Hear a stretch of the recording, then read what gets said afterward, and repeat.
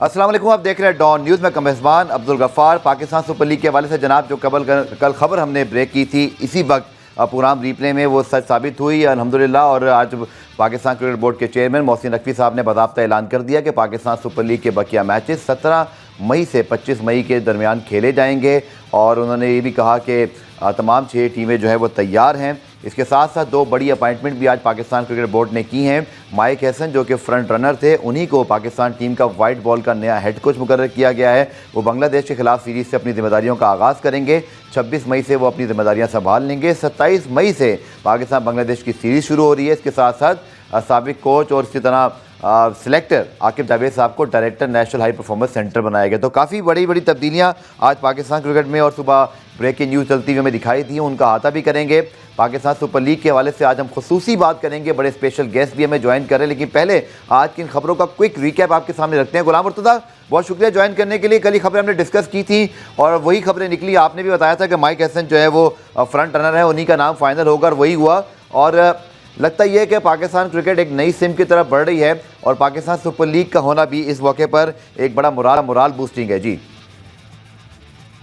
बहुत ज़बरदस्त कोचिंग के फ़राइज़ सर अंजाम दे चुके हैं। माथी में भी न्यूजीलैंड की जानिब से उन्होंने कोचिंग की, कीनिया की कोचिंग की, इंडिया में भी वो कोचिंग कर चुके हैं और पाकिस्तान की अभी सुपर लीग जो हो रही है उसमें इस्लामाबाद यूनाइटेड की जानिब से भी वो कोचिंग के फ़राइज़ सर अंजाम दे रहे हैं।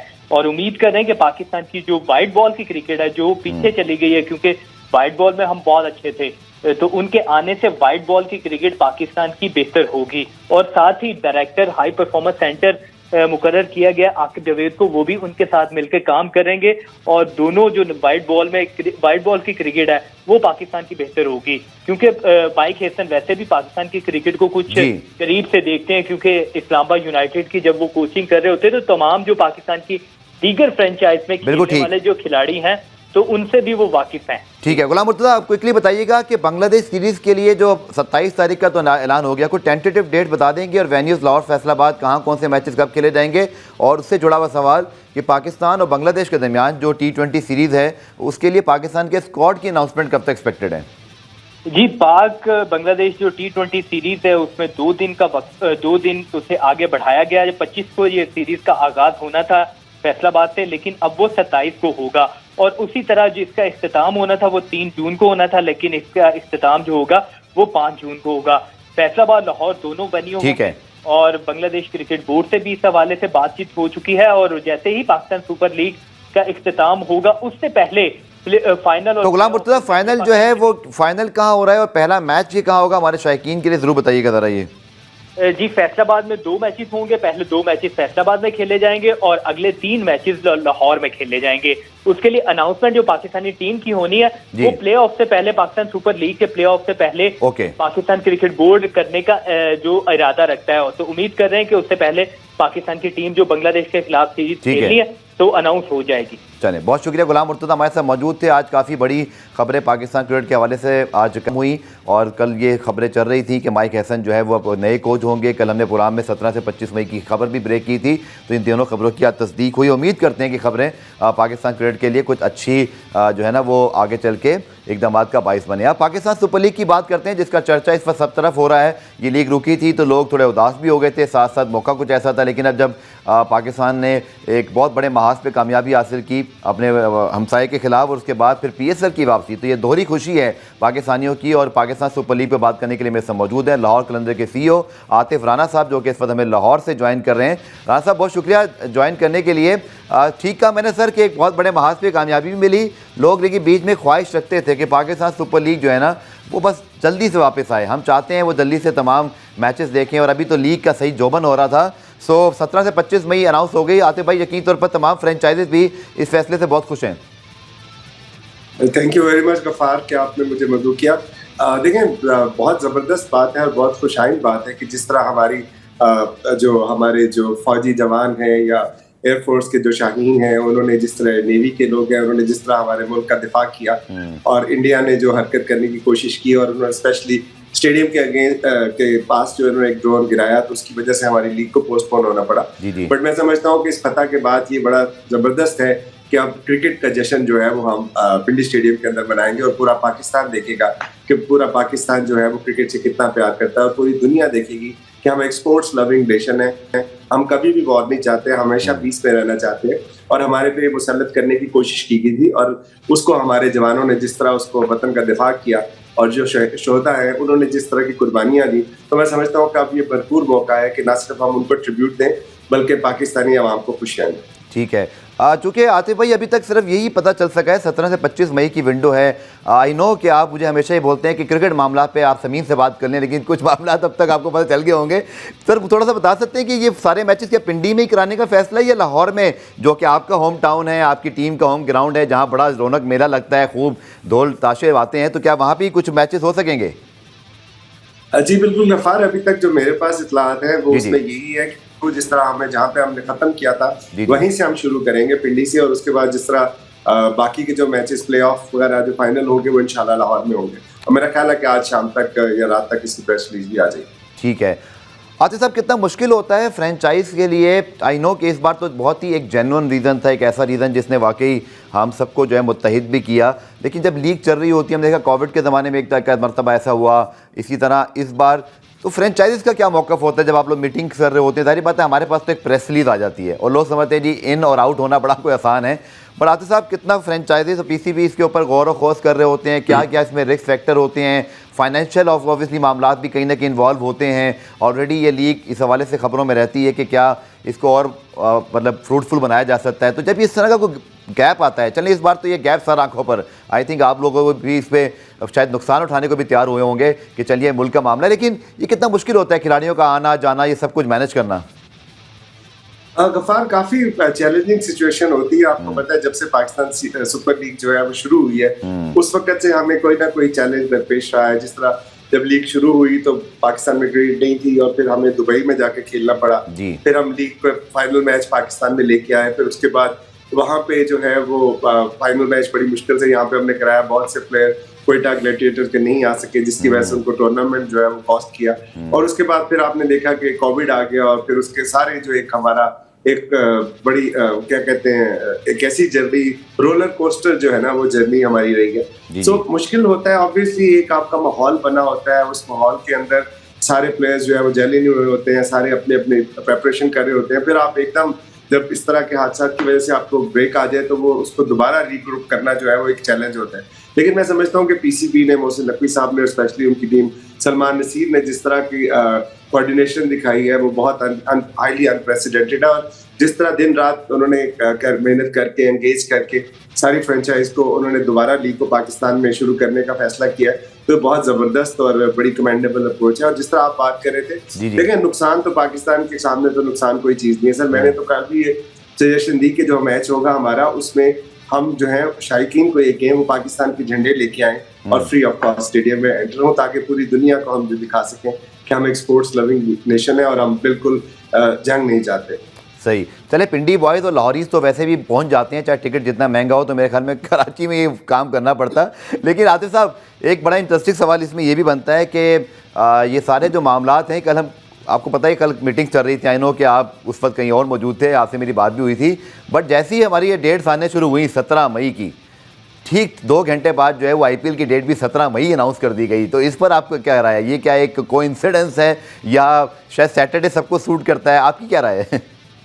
ये एक और शिकस्त का इजहार है कि जिन्होंने हमारी लीग पोस्टपोन कराने की कोशिश की थी, अब वो हमें फॉलो करके जब हम लीग शुरू कर रहे हैं तो वो भी उसके पीछे नक्शे कदम पे चल रहे हैं। ठीक है। अच्छा आतिफ भाई, फॉरेन प्लेयर्स के हवाले से बहुत ज़्यादा इस वक्त हमारे शायकीन क्रिकेट खासतौर पर, चाहे वो आपके फैंस हो लाहौर के, बाकी टीमों के अपने अपने फ़ैन बेस हैं, वो सब बड़े बेताब हैं, बड़े कुछ ट्वीटे मारे जी कौन सा प्लेयर आ रहा है, कौन सी नहीं आ रहा। आतिफ भाई, कुछ आप हिंट दे सकते हैं, कुछ बता सकते हैं, स्पेशली आप अपनी टीम के बिहाफ पर, क्योंकि आपकी जो मिडल ऑर्डर है तबाही किस्म की मिडल ऑर्डर है, Daryl Mitchell, Sam Billings, Sikandar Raza, तीनों खेल रहे होते हैं, फिर डेविड वीज़ा को तभी आपने थोड़ा सा छुपा के रखा हुआ है इस लीग में, बट क्या ये सब आ रहे हैं सर? आपको क्या लगता है, क्या बात हुई है, कोई आप तक इतला पहुँची अब तक? देखिए, सबसे इम्पोर्टेंट बात है गफारी, ये पाकिस्तान की लीग है और पाकिस्तान के आवाम की, पाकिस्तान में क्रिकेट लवर्स की लीग है। तो डेफिनेटली चैलेंज तो एक है कि जो प्लेयर्स ऑब्वियसली अपने घरों को चले गए हैं उनको वापस लेके आना एक काफी मुश्किल काम है। जी। हमारी पूरी कोशिश है कि हम अपनी पूरी स्ट्रेंथ के साथ जा सके, लेकिन मैं फिर ये आपसे बात करूंगा कि इम्पोर्टेंट ये नहीं है कि कौन सा प्लेयर कौन सा खेल रहा है और कौन सा नहीं खेल रहा। इम्पोर्टेंट ये है कि लाहौर के मैदान आबाद हो रहे हैं, इम्पोर्टेंट ये है कि पिंडी के मैदान आबाद हो रहे हैं, और इम्पोर्टेंट ये है कि दुनिया क्रिकेट के जो बड़े बड़े स्टार पाकिस्तानी स्टार्स हैं वो अपने लोगों के दरमियान खेल रहे हैं और इस माहौल और इस फतह के बाद खेल रहे हैं। तो मैं समझता हूँ कि इससे अच्छा खूबसूरत जश्न हो नहीं सकता जो हम क्रिकेट की सूरत में मनाएंगे। तो उसमें इतना मैटर नहीं करता कि फॉरेन प्लेयर कौन से आ रहे हैं कौन से नहीं। ठीक है, अब तक की जो जर्नी रही है बड़ी दिलचस्प है आतिफ साहब, चूँकि इस वक्त मुल्तान सुल्तान अनफॉर्चुनेटली उनका कोई इतना अच्छा सीज़न नहीं रहा, बट बाकी 5 टीमों के दरमियान बड़ी ज़बरदस्त किस्म की रेस जारी है। आई नो आपकी रेस कुछ और है, आप कमर्शियल और ब्रांड साइड को देख रहे होते हैं, लेकिन ऑब्वियसली हम सब क्रिकेट लवर्स हैं और हर अपनी अपनी टीम को सपोर्ट भी कर रहे होते हैं और आप तो अपनी टीम के माशाल्लाह ऑनर भी हैं। सो कैसा लगा सर इस बार सीज़न, क्योंकि ये तो हमने अंदाज़ा हो गया था कि कराची और कोयटा इस बार बेहतर टीमें बनी है, तो थोड़े से ये 2-3 सीज़न से डाउन थे, लेकिन जब इन्होंने राइज़ किया है तो लीग कम्पेटिटिव हो गई और लोगों ने बड़ा इसको एंजॉय किया। खासतौर पर 2-3 मैच जो हुए लाहौर के अंदर भी, वो तो बहुत ही ज़्यादा नेल बाइटिंग थे। सो ओवरऑल आप मुतमईन हैं इस बार जो सारा मेला सजा है क्रिकेटिंग लिहाज से? शायद मुल्तान सुल्तान की परफॉर्मेंस होती तो ये थोड़ा सा जो एक कहते हैं ना एक ग्रे एरिया है ये भी कवर हो जाता। देखिए सारी टीमें जो है वो बहुत तगड़ी है। आप ड्राफ्ट सिस्टम हमारा ऐसा है कि बड़ी बैलेंस टीम बनती है और अनफॉर्चुनेटली क्रिकेट है, आपको पता है कि मुश्किल हो जाता है समटाइम्स जब आप उस तरह नहीं उठ पाते। पहली मैच में मुल्तान ने 234 रन का टारगेट दिया था कराची को और वो भी कराची में, और उन्होंने जिस तरह अचीव किया तो उसके बाद खास से उनकी परफॉर्मेंस वो ऑन ग्राउंड आ नहीं सकी। इसका हरगिज मतलब ये नहीं है कि मुल्तान सुल्तान की टीम इस दफा अच्छी नहीं थी, मैं समझता हूँ बहुत अच्छी थी। बट ये आप कलंदर्स की बात कर रहे थे तो उसमें हमारा जो हमेशा से फलसफा ये रहा है कि हमने अपने यंग रॉ टैलेंट को चांस देना। जिस तरह आपने देखा, आप शाहीन फखर जमान से शुरू हो जाए, फिर शाहीन, फिर हारिस, फिर अब्दुल्ला शफीक, लंबी एक लिस्ट है। तो इस दफा हमने अपने जो हमारे पारा चनार के मोहम्मद नहीं थे उनको हमने अपॉर्चुनिटी दी और उन्होंने जिस तरह फिर उसको जिस तरह उन्होंने अपना करियर का आगाज किया, तो मैं समझता हूँ वो बड़ा कमेंडेबल है।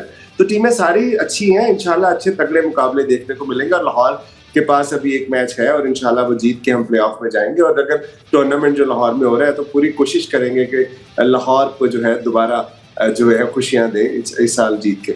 ठीक है सर, कुछ बात करते हैं PSL के हवाले से। उस पर आप बहुत डिटेल बात हो चुकी है बहुत जगहों पे, लेकिन मैं चाह रहा था कुछ मामला पे आपसे अब ऐसे वक्त पे बात करें जब बिल्कुल मामला करीब आ गया, यानी कि 10 साल का वो जो एक फैक्टर था आतिफ साहब के 10 साल की ऑनरशिप है, उसके ऊपर फिर आप लोग सबके तहफ़्फ़ुज़ात भी रहे हैं। कोई सोल्यूशन की तरफ बात बढ़ी है, चूँकि मोहसिन नकवी साहब अब होपफुली कि जिस तरह वो एक पावरफुल चेयरमैन है, इस वक्त भी बड़ी अच्छी एक उनकी साख है और वो आगे भी लगता है कंटिन्यू करेंगे। माजी की तरह नहीं कि बहुत ज़्यादा तब्दीलियाँ हो रही थी। तो आतिफ साहब आप लोग कितने होपफुल हैं कि वो जो मसला है वो ज़रा बयान भी कर दें आज लोगों के सामने, चूँकि अभी PSL में चंद दिन बाकी है, लोग ज़रा सुनेंगे इस बात को कि क्या एक्चुअल वो तहफ़्फ़ुज़ात हैं फ्रेंचाइजीज़ को जो बिजनेस मॉडल के अंदर, रेवेन्यू मॉडल के अंदर जो बेहतर होने वाले हैं। देखिए 10 साल से हम इस पे बात कर रहे हैं और ऑब्वियसली जो आपने मोहसिन भाई की बात की है, अब मोहसिन भाई आपको पता है वो हम नहीं कहते, प्राइम मिनिस्टर शहबाज शरीफ साहब कहते हैं कि वो मोहसिन स्पीड जो है वो मेरी स्पीड से भी ज्यादा है। और जिस तरह आपने देखा कि इस साल उन्होंने अपने हमारे जो स्टेडियम्स थे उनको रेनोवेट किया और लाहौर का जो फैन एक्सपीरियंस है वो बहुत ही खूबसूरत हो चुका है। सही। जरूरत इस बात की है कि अब वो जो लीग का मॉडल है जिसमें चैलेंजेस है हमारे सामने उसको हम दुरुस्त करने की तरफ जाएं। और मैं समझता हूँ कि अगर मोहसिन भाई जो है वो अगर कंटिन्यू करते हैं, जो कि हमारी ख्वाहिश है कि वो करें, तो मेरा ख्याल है कि बहुत जल्द वो इसके ऊपर भी तवज्जो देंगे। और इसमें किसी फ्रेंचाइज ओनर का फायदा नहीं है, इसमें आपके प्रोडक्ट का फायदा है, आपके मुल्क का फायदा है, आपका फैन का फायदा है, आपके प्लेयर्स का फायदा है। तो मैं समझता हूँ कि ये इसके ऊपर हम जितनी जल्दी इसको एड्रेस कर सके उतना ही बेहतर है। तो आतिफ भाई 10 साल के बाद अब जो 11वां सीज़न आना है, उससे पहले क्या ये सारा प्रोसेस हमारे शायकीन क्रिकेट इसको दूर समझना चाहते हैं, चूँकि मैथमेटिक्स ज़रा कम ही लोगों को ये समझ में आती है, जिसकी बहुत ज़्यादा डिटेल पब्लिक भी नहीं है। एक्चुअली है क्या 10 साल के बाद, क्या ये दोबारा से ये टीमें इवेल्यूएट होनी हैं? फर्स्ट राइट ऑफ रिफ्यूज़ल आप लोग के पास है और ऑब्वियसली आप लोग जितना खिदमत की है, मैं ये मैं समझता हूँ तमाम ही फ्रेंचाइज बशमूल लाहौर कलंदर्स। तमाम फ्रेंचाइज के ऑनर्स को सलूट है कि नुकसान उठाया उस वक्त इन्वेस्टमेंट की जब इसके लीग के बारे में कुछ पता नहीं था। सलमान इकबाल साहब ने तो खुद कह दिया, हालांकि वो तो खुद मीडिया से हैं, उन्होंने कहा कि मुझे लोगों ने कहा जी आपने कोई बंड मार दी है, तो इस तरह की बातें भी हुई। तो क्या आपको भी शुरू में कोई ऐसी बातें सुनने को मिली थी आसपास से अपने? देखें, वो कहता है ना, मकतबे इश्क का दस्तूर निराला देखा, उसको छुट्टी नहीं मिली जिसने सबक याद किया। सही तो सही प्रॉब्लम जो है वो ये है इस लीग की। डेफिनेटली हमें भी इनिशियली बहुत लोगों ने चैलेंज किया था कि यार इतने पैसों में तो पूरे पाकिस्तान क्रिकेट 10 साल के लिए आ जाती है, आपने तो बहुत गलत इन्वेस्टमेंट कर ली। लेकिन हमारा मकसद, हमारा पर्पस ही कुछ और था। हमारा मकसद नौजवानों को एंगेज करना था, उनके लिए प्लेटफॉर्म प्रोवाइड करना था, उनको एम्पावर करना था और उनको शोकेस करना था पूरी दुनिया को। तो इसलिए हमें उससे इतना फर्क नहीं पड़ता। बाकी आपने बात की लीग के मॉडल की, सो मसला ये है कि अगर आपने 100 रुपए की एक चीज खरीदी और अब आपने उसके इर्द गिर्द खूबसूरत से आपने उसका बाग बनाया, उसके अंदर आपने फिर उसके अंदर फल फूल लगाए, दरख्त लगाए, तो वो अब आपकी चीज 100 रुपए की तो आपको मिलनी चाहिए ना। अब वो कहते हैं कि जी ये 200 रुपए की होगी, तो जो आपने काम किया वो आपके आड़े आने लगा। तो आप अपने ब्रांड को खुद ही गिराने लग गए कि आपने अब आप 10 साल बाद क्या होगा। हमारे ऑब्वियसली कंटिन्यू तो सारी कर रहे हैं क्योंकि दिसंबर 31 लास्ट डेट थी ये बताने की पिछले साल, तो सबने अपना कंसेंट दे दिया कि हम इसको कंटिन्यू करें। लेकिन अब इवैल्यूएशन करेंगे, इवैल्यूएशन पे जिसकी भी फी, जो भी इवैल्यूएशन निकलेगी टीम की, उसका 25% प्लस योर एग्जिस्टिंग फीस या आपका जो existing fees plus 25%, so whichever is higher. तो इसका मतलब ये है कि अगर किसी शख्स ने, किसी ब्रांड ने सारा साल काम किया तो उसको पेनलाइज किया जाएगा, और अगर किसी ब्रांड ने नहीं किया तो वो फायदे में रहेंगे। और दूसरी बात ये है कि होम एंड अवे का कॉन्सेप्ट तो सबको समझ आता है जी। अब पूरी दुनिया में ऐसे होता है, आप हम साहिब मुल्क में देख ले कि उसमें होता ये है कि अगर लाहौर शहर है तो लाहौर शहर महंगा है या कराची महंगा है तो इसलिए महंगा है कि उसका स्टेडियम बड़ा है, स्टेडियम बड़ा है, उसमें लोग ज्यादा रहते हैं, वो कमर्शियली ज्यादा वाइब्रेंट है। ठीक है। इसी तरह कोयटा है या पिशावर है, वो सस्ते हैं क्योंकि वहां पे वो उस तरह की फैसिलिटीज देंगे। सो जब होना तो ये चाहिए कि जब होम की जो इनकम होगी वो लाहौर को मिलनी चाहिए और उसका एक्सपेंस भी लाहौर का होना चाहिए। लेकिन यहाँ पे ये होता है कि जो लाहौर की इनकम है वो सारी फ्रेंचाइज में बराबर तकसीम हो जाती है। अभी आपने वो कैलकुलेटर पे 6 दबा देते हैं। अभी आपने कराची का स्टेडियम देखा, अब कराची में तो कोई ऐसा लोग नहीं आए, बट जो लाहौर के लोग आएंगे उनकी गेट रिसीट्स कभी कराची किंग्स को भी जाएंगी। सो ये छोटे मोटे इसके मसाइल हैं जो कि इस लीग को बड़ा नहीं होने दे रहे, इसको उस तरह ग्रो नहीं होने दे रहे जिस तरह इसका पोटेंशियल है। तो हम सारे ओनर्स यही समझते हैं कि हमें इसके ऊपर मिल बैठ के इस बात की तरफ फैसला करना चाहिए जिससे ना सिर्फ लीग बेहतर हो बल्कि पाकिस्तान का नाम बेहतर हो, बल्कि जो नौजवान जो भी फैंस पे बैठे इंतजार कर रहे हैं उनको हम उनके लिए मौके जो है वो क्रिएट कर सकें। ठीक है, एक शॉर्ट कमर्शियल ब्रेक आते भाई, इसके बाद 1-2 सवाल और हैं, मैं उसके लिए आपको जो है वो रोकूंगा। ब्रेक से वापस आकर जो है वो सीधी बात करते हैं इस शॉर्ट कमर्शियल ब्रेक। तो जनाब, ब्रेक के दौरान ही पाकिस्तान क्रिकेट बोर्ड ने पाकिस्तान सुपर लीग के जो बकिया मैचेस हैं उनके शेड्यूल का बाकायदा ऐलान कर दिया है। 17 मई को पेशावर और कराची किंग्स से मैच से ये दोबारा शुरुआत होगी। 18 मई को रावलपिंडी, इसी तरह 19 मई को भी कराची किंग और इस्लामाबाद आखिरी ग्रुप मैच खेलेंगे। उसके बाद पहला क्वालिफायर 21 मई को लाहौर, दूसरा एलिमिनेटर क्वालिफायर जो है वो 22 और 23 मई को होगा, और उसके बाद फाइनल जो है वो कज़ाफ़ी स्टेडियम लाहौर में 25 मई को ही खेला जाएगा। ना आतिफ भाई, आपकी टीम के लिए एक और बड़ा बूस्ट ये है कि फाइनल पहले भी यहीं हो रहा था लेकिन अब भी यहीं है। अब ये मैच जो है पेशावर ज़ल्मी का और लाहौर कलंदर्स का, this is going to be like a knockout match. So सब लोग इस मैच का बड़ी बेताबी से इंतज़ार करें। आई एम श्योर आतिफ भाई आप भी उसी तरह से इंतज़ार कर रहे होंगे। देखिए, बिल्कुल क्यों नहीं, बड़ा जबरदस्त मैच होगा और obviously do and die match है। तो हमारे भी हमारे शहीद लड़े थे, अब हमारा शहीद लड़ेगा, अब देखते हैं किसकी फतह होती। ठीक है। अच्छा आतिफ भाई, हमने देखा है कि जब थोड़ा सा अप एंड डाउन हो रहे होते हैं, अब ज़्यादातर फ्रेंचाइज ओनर बड़े काम कूल हो गए हैं, बड़े रिलैक्स होते हैं। आपको मैंने देखा आप भी बस मुस्कुरा ही रहे होते हैं चाहे जैसी भी सिचुएशन हो। तो क्या मुश्किलात इतनी पड़ी पहले 4 सीज़न में क्या आती हो गए आप, या आपने अपने आप को रिलैक्स कर लिया कि नहीं अब ये खेल का हिस्सा है, आप बड़े रिलैक्स होते हैं उस वक्त? यार गफार, बात ये है कि हार जीत खेल का हिस्सा होती है। बिल्कुल। सबसे इम्पोर्टेंट बात ये, मैं इसलिए रिलैक्स होता हूँ कि मुझे ये होता है कि एटलीस्ट हमने नौजवानों को एंगेज कर लिया, एटलीस्ट हमने पाकिस्तान को नए हीरोज दे दिए, एटलीस्ट हमने दुनिया में ये नाम बना दिया कि पाकिस्तान एक स्पोर्ट्स लविंग नेशन है और पाकिस्तान की यूथ में बहुत पोटेंशियल है। सो ये इतनी बड़ी खुशियां हैं, और हमने चैंपियंस ट्रॉफी में फखरे कलंदर से फखरे पाकिस्तान बने, वो इंडिया को हराया। फिर T20 वर्ल्ड कप में 21 में हारिस और शाहीन की तबाहकुन बॉलिंग की वजह से हमने फर्स्ट टाइम इसमें इंडिया को शिकस्त दी किसी भी वर्ल्ड कप में। सो मैं समझता हूँ इतनी बड़ी कामयाबियां अल्लाह ताला ने हमें दी, और जिस तरह अल्लाह ताला ने हमें इज्जत दी, तो बाकी हार जीत तो होती है मैच में, और चूंकि ना मेरे हाथ में बैट होता है ना मेरे हाथ में बॉल होता है, तो या तो वो मेरे हाथ में हो तो फिर मैं उस बात की टेंशन भी लूं। जब हमने अपना शाहीन को जब हमने कैप्टन बना दिया तो फिर ऑब्वियसली वो शाहीन अपना 100% देता है और पूरी कोशिश करता है कि वो कलंदर को फतह दिला सके। तो समटाइम्स नहीं होता, बाकी टीमें भी अच्छा खेलती हैं, और क्रिकेट हमें इसीलिए पसंद है कि इसको कहते हैं कि it's a glorious game of uncertainties, और सारी टीमें चूंकि एक जैसी होती है तो द गिवन डे जो अच्छा बेहतर परफॉर्म करता है वो जीत जाता है। लेकिन पिछले 2 मैचेस में आपने देखा कि हमारी टीम ने जिस तरह टेक ऑफ किया और उसके बाद अनफॉर्चुनेटली बारिश, एक मैच तो वॉश आउट हो गया और दूसरे मैच में बारिश की वजह से हमें उसको रिड्यूस ओवर करने पड़े। तो वो अब ये चीजें ऐसी है जिसपे आपका कंट्रोल नहीं होता। जब आपका कंट्रोल नहीं है तो अल्लाह ताला की यही मंशा है, यही रजा है, तो खुशी से बर्दाश्त करता हूँ। सही सर, आखिर में आपसे सवाल, चूँकि लीग के हवाले से सीरियस गुफ्तगू भी साथ साथ हमने की, तो जो 6 के 6 ऑनर्स हैं, क्या आप लोग ने वाकई जो आपने बताया कि चले वो कंसेंट तो दे दिया, लेकिन हम यही अज्यूम करें कि यही 6 ऑनर्स, यही 6 जो मॉडल्स हैं हमें आगे चलते हुए दिखाई दे रहे, चूँकि नई टीमों की इंडक्शन की भी बात हो रही है, उस पर आपकी क्या राय है? देखिए ऑब्वियसली जब 6 के 6 ने लिख के दिया है कि हम कंटिन्यू कर रहे हैं तो कोई वजह नहीं बनती कि हम उनकी इंटेंशंस पे डाउट करें कि यार वो अदरवाइज वो क्यों लिख के देते। वो कह देते कि हमने नहीं कंटिन्यू करना, अचानक तो नहीं ना कुछ हुआ कि जो अचानक को ख्याल है कि यार अब नहीं कंटिन्यू। सर वो एक लीग के ऑनर, पहले मैं नाम लेता हूँ, अली तरीन साहब कह रहे हैं मैं जरा देखूंगा, बिड में जाऊंगा, जरा उससे भी थोड़ा सा अनसर्टेनिटी हुई है। देखिए अली भाई का ऑब्वियसली एक पॉइंट ऑफ व्यू है और हम सारे उस पॉइंट ऑफ व्यू की रिस्पेक्ट करते हैं। ये बातें हम पिछले 10 साल से मीटिंग्स में कर रहे हैं और जीसी मीटिंग इसका राइट फोरम है।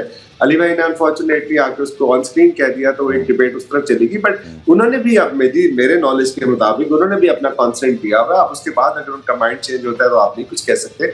बट दूसरी बात जो आपने की और टीमों के हवाले से, तो मैं समझता हूँ कि ज्यादा टीमें आनी चाहिए, लेकिन उसके लिए रिक्वायरमेंट तो जो होनी है, जो पहले आपका मॉडल जो उसको आपने जब तक उसको ठीक नहीं किया, आपने 6 फ्लोर की एक बिल्डिंग डाल ली और नीचे आपने बेसमेंट में उस तरह उसको पायदार नहीं किया, तो उसमें 4 और डाल लेंगे तो वो और ज्यादा हिलने लग जाएगी और ज्यादा जो है वल्नरेबल हो जाएगी। तो हमें अपने लीग को स्ट्रेंथन करके उसके बाद आपने जो करना है करें बिल्कुल, और साथ साथ ये भी देखना है कि कौन सा ऐसा टैलेंट है जो इस वक्त पाकिस्तान सुपर लीग में नहीं खेल और वो बाहर बैठा हुआ है, और हमें और टीमें आएंगी तो वो टैलेंट अंदर आ जाएगा। ये चीज़ भी हमें मेरा ख्याल है मद्देनजर रखनी चाहिए। बहुत शुक्रिया आतिफ साहब, बहुत बहुत शुक्रिया आपके वक्त का, और इसी तरह बेस्ट विशेस आपकी टीम के लिए, लीग के लिए, कि लीग की शुरुआत 17 मई से हो रही है। प्रोग्राम में ब्रेक शामिल करते हैं, ब्रेक से वापस आकर जरा लीग का जो नया शेड्यूल आया है और साथ साथ इसकी जो तमाम चीज़ें हैं उसको जरा रिकैप करेंगे शॉर्ट कमर्शियल ब्रेक के बाद।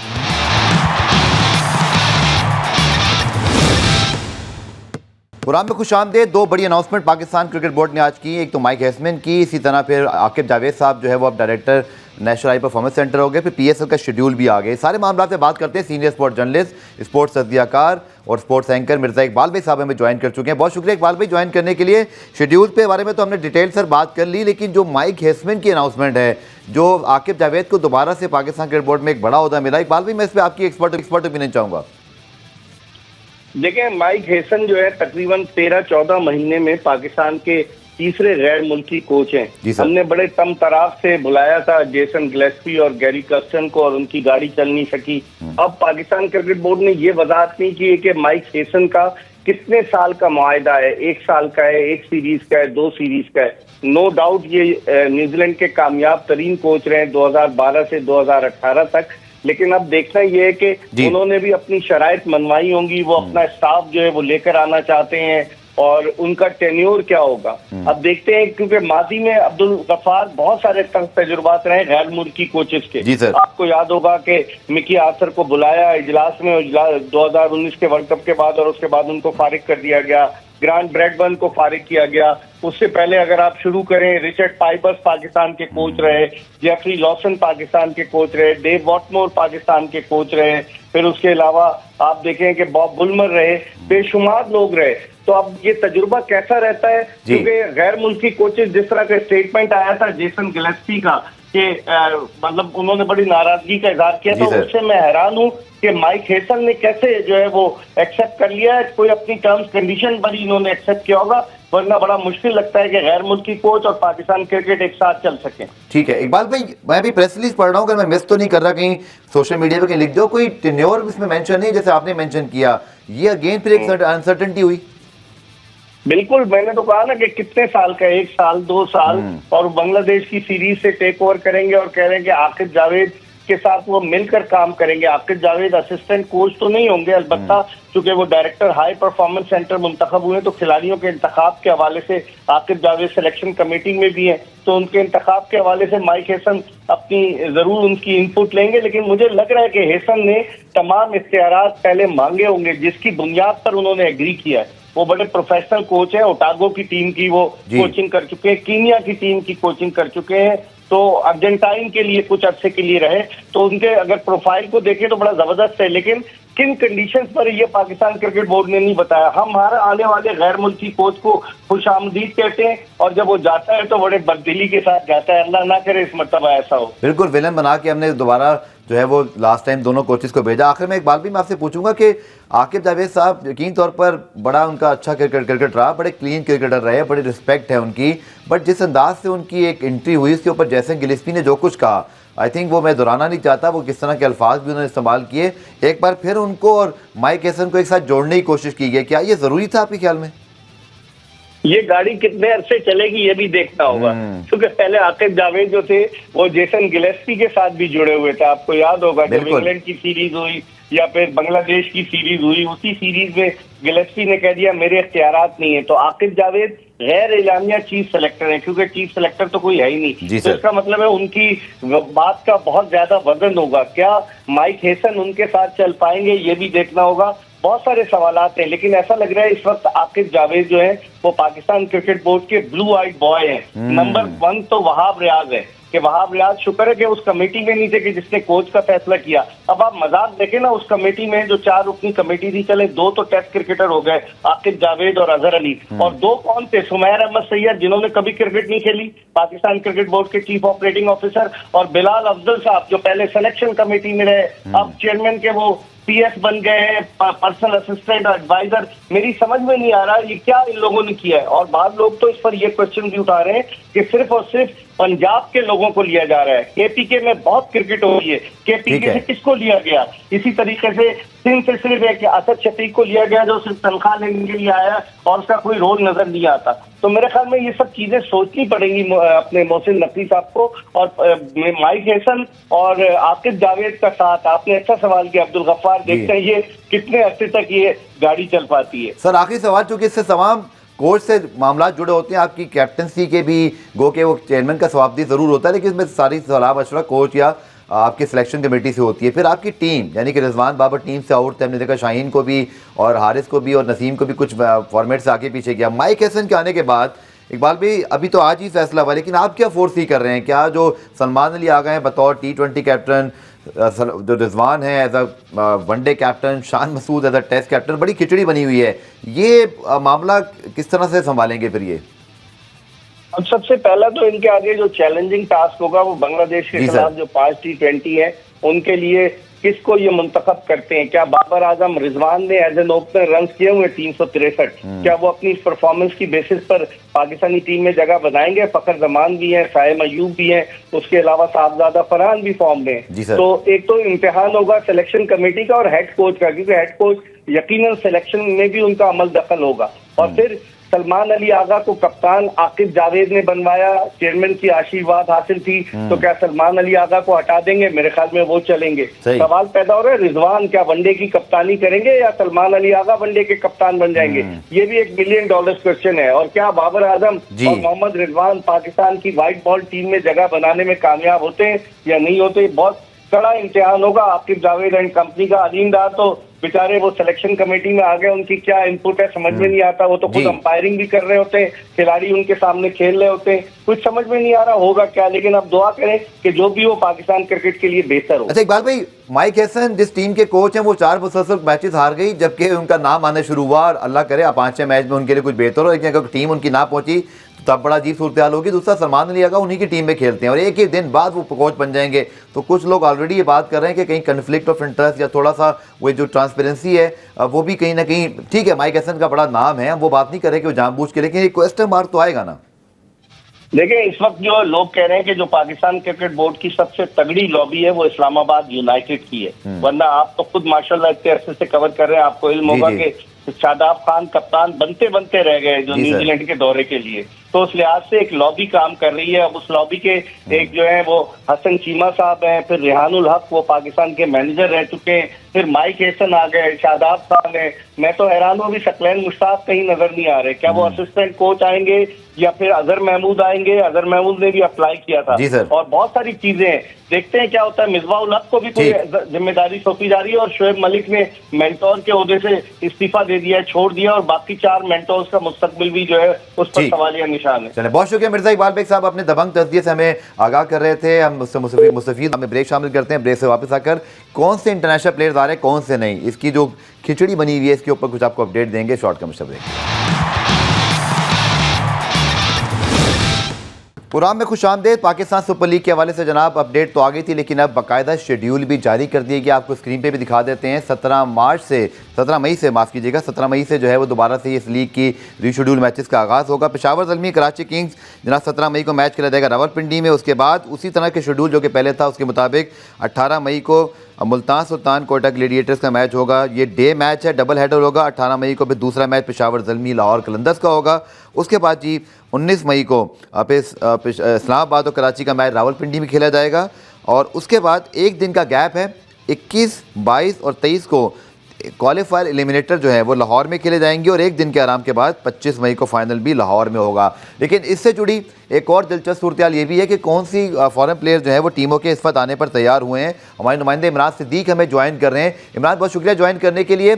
तमाम टीमें इस पर काम कर रही हैं, चूँकि तमाम टीमों की कोशिश तो यही है कि तमाम प्लेयर्स आ जाएं, लेकिन जाहिर बात है टीम उन प्लेयर्स को खुद रवाना किया गया था। खासतौर पर जो ऑस्ट्रेलिया न्यूजीलैंड की फ़्लाइटें हैं वो बहुत दूर की हैं, प्लेयर जाकर भी जो है वो एकदम से उस मूड पे आ नहीं पाते।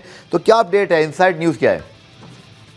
बिल्कुल गफार, देखें सबसे पहले तो जो पाकिस्तान सुपर लीग मुलतवी हुई थी तो वो पहले तो किसी को पता था, क्योंकि एनओसी जो हैं वो प्लेयर्स को जारी होते हैं, कोई भी लीग हो दुनिया में वो एनओसी जारी होते हैं। तो वो ज़ाहिर पे 18-19 तक एनओसी जारी हुए थे। अब तमाम तर प्लेयर्स को एक तो पहले एनओसी लेना पड़ेगा अपने क्रिकेट बोर्ड से, और बहुत सारे प्लेयर्स के जो ये सीरीज भी आ रही हैं, अब जिस तरह रिशद हुसैन है या नाहिद राना है वो बांग्लादेश के स्क्वाड में शामिल हैं, तो वो उनके लिए मुश्किल हो जाएगा। फिर न्यूजीलैंड के जो प्लेयर्स हैं उनके एनओसी जो हैं वो 18 तारीख तक थे, वो अब न्यूजीलैंड क्रिकेट बोर्ड से भी बात चल रही है, न्यूजीलैंड के प्लेयर्स से भी बात चल रही है कि वो कुछ मैचेस के लिए वापस पाकिस्तान आए, क्योंकि जाहिर है बहुत सारे न्यूजीलैंड के प्लेयर्स थे, टॉप प्लेयर्स न्यूजीलैंड की अगर हम बात करें, कोयटा में भी थे और अपने लाहौर में भी थे, दीगर टीमों में भी प्लेयर्स हैं। तो न्यूजीलैंड का अगर प्लेयर नहीं आते तो ये तो बहुत बड़ा डेंट होगा। लेकिन हम उम्मीद करते हैं कि पाकिस्तान क्रिकेट बोर्ड जो कोशिश कर रहा है और पीएसएल की जो फ्रेंचाइजीज हैं जो कोशिश कर रही हैं वो अपनी कोशिश में कामयाब हो। अभी बहुत से कम प्लेयर्स हैं जिन्होंने अभी आने के लिए हामी भरी है, लेकिन जाहिर है आज 13 तारीख है, 17 तारीख को मैचेस शुरू होने, तो अभी 3-4 दिन है। अच्छा इमरान, जैसे कुशल मेंडिस हैं, मुझे भी तक थोड़ी देर पहले कुछ अपडेट्स मिली, डेविड वार्नर जैसे जो कि कप्तान है वो कराची के, उनके आने के इम्कान भी बढ़ गए हैं। बेन मैकडर्मिट की बात हो रही है। इसी तरह हम बात कर सकते हैं जो कि ल्यूक वुड और टॉम कोलर कैडबर काफ़ी अर्से से पेशावर ज़ल्मी में, और उनका नाम अभी उस वनडे सीरीज़ में नहीं है। T20 में ल्यूक वुड ज़रूर है, 29 से शुरू हो रही है। तो ये 4-5 नाम कहीं ना कहीं भी कंफर्म है, लेकिन शायद जैसे इस्लामाबाद के कॉलन मुनरो हैं, या अगर हम बात करें राइली रोसो का भी बल्कि नाम कंफर्म है, लेकिन फिन एलन के ऊपर अभी डाउट है। तो ज़्यादातर जो मेन बैट्समैन हैं लगता है उन पर फ्रेंचाइज की नजरें और फैंस की कि वो ज़रूर आए, क्योंकि रावलपिंडी में जो अहम मैचेस होने हैं जिनके ऊपर अब PSL के प्लेऑफ का फैसला होना है, वो बड़ा हाई स्कोरिंग वेन्यू है। बिल्कुल हाई स्कोरिंग भी हो। दूसरा जो टीमों के जो मैचेस हुए हैं, जाहिर है देखें उनके कॉम्बिनेशन बने हुए हैं, उनके जहन में अपने कॉम्बिनेशन है, प्लेइंग 11 है। अगर उसमें से आप 2-3 अहम प्लेयर्स को निकाल देंगे या 1-2 अहम प्लेयर्स को निकाल देंगे तो मुश्किल तो होगी। आप कोयटा ग्लैडिएटर्स देखें टॉप पे है अभी पॉइंट टेबल की अगर मैं बात करूं, और अगर उनके फिन एलन, काइल जेमिसन या मार्क चैपमैन नहीं आते तो जाहिर सी बात है ये उनके लिए डेंट होगा। तो कोशिश पूरी कर रहे हैं पाकिस्तान क्रिकेट बोर्ड भी और PSL की जो फ्रेंचाइजी है वो भी, लेकिन देखते हैं कि अच्छा इमरान, इसी सूरत का सामना IPL को भी है। IPL भी 17 मई से शुरू हो रही है, बट जो उनके भी ऑस्ट्रेलियन प्लेयर्स गए हैं वो भी वापस आने के लिए उतना ज़्यादा जो है वो हामी नहीं भर रहे। तो ये अनफॉर्चुनेट सिचुएशन है। अनफॉर्चुनेटली मामला फिर वहीं जाएगा जो मैं बात करना नहीं चाह रहा कि एक मुल्क ने ये जानते हुए कि उनके घर में इतनी बड़ी लीग हो रही है और साथ हमारी लीग भी हो रही थी, एक ऐसा कदम उठाया कि दोनों ही लीगों को उसका जो है खमियाजा भुगतना पड़ा। IPL की भी यही सूरत हाल है। बिल्कुल यही सूरत हाल है। आज एलिसा हेली जो कि मिसेस स्टार्क की वाइफ हैं और जो धर्मशाला स्टेडियम में मौजूद थी, उन्होंने इंटरव्यू में आज बात की है और बड़े खुलकर उन्होंने कहा कि उनको लाइल रखा गया। मैच से पहले ये कहा गया कि तमाम तरह सूरत हाल नॉर्मल है, बीच में मैच के जो है वो मैच रुकवा दिया गया, किस तरह से हमें वहां से निकाला गया वो जिंदगी में कभी नहीं भूल पाएंगी। और ट्रैवल एडवाइजरी ऑस्ट्रेलिया की अगर मैं बात करूं तो वो भी बड़ी कॉशन है कि देखभाल कर सारी चीजें सूरत हाल का जायजा लेना है, तो ये भी बड़ा मैटर करेगी। और आपको पता है कि ऑस्ट्रेलियन जो कि इस मामले में काफी, ऑस्ट्रेलिया और न्यूजीलैंड अगर मैं बात करूं तो टॉप पे आते हैं इस मामले में, खास होते हैं, उनकी जीरो टॉलरेंस पॉलिसी होती है इसके हवाले से। तो मुझे नहीं लगता कि पाकिस्तान हो या IPL हो या PSL हो, ऑस्ट्रेलिया या न्यूजीलैंड के ज्यादा प्लेयर्स यहाँ आएंगे। ठीक है, लेकिन दाद देना पड़ेगी क्योंकि पाकिस्तान क्रिकेट बोर्ड और PSL की जो टीम है, सलमान नसीर, शुएब खालिद जो प्लेयर एक्विजिशन मैनेजर हैं, हमारी फ्रेंचाइजेज, बहुत अच्छा रोस्टर जमा किया था इस बार हमने, जिसमें डेविड वार्नर थे, मार्क चैपमैन थे, डैरन मिचेल थे, इसी तरह फिन एलन, टिम साइफर्ड और इसके अलावा बहुत सारे नाम जो भी मेरे देश में नहीं भी आ रहे, लेकिन बहुत अच्छा स्टार स्टडेड जो है हमारा एक कॉम्बिनेशन बना था कि अनफॉर्चुनेटली हमारे पड़ोस से होने वाली एक ऐसी गलती जिसका खमियाजा उन्होंने अपनी लीग को भी पहुंचाया और हमें भी थोड़ा सा जो है उसके बारे में चैलेंज करना पड़ रहा है। तो उम्मीद करते हैं कि ये सिचुएशन जो है वो बेहतर होगी और पाकिस्तान सुपर लीग 17 मई से शुरू हो रही है। शेड्यूल जी आपके सामने है, रावलपिंडी वाले इसको एंजॉय कर सकते हैं। 4 के 4 ज़बरदस्त मैचेस जिनके ऊपर डू और डाई सूरत हाल है, स्पेशली पेशावर ज़ल्मी कराची को जो मैच है 18 को, पेशावर और लाहौर का मैच, और इसी तरह उसके बाद 4 यानी कि 3 प्लेऑफ, एलिमिनेटर और फाइनल फिर लाहौर में है। तो लाहौर वालों को मुबारकबाद कि वो इसको इंशाल्लाह जो है एंजॉय करेंगे। प्रोग्राम रिप्ले में आज के लिए इतने का, दोबारा से मुलाकात होगी, तब तक के लिए अल्लाह हाफ़िज़।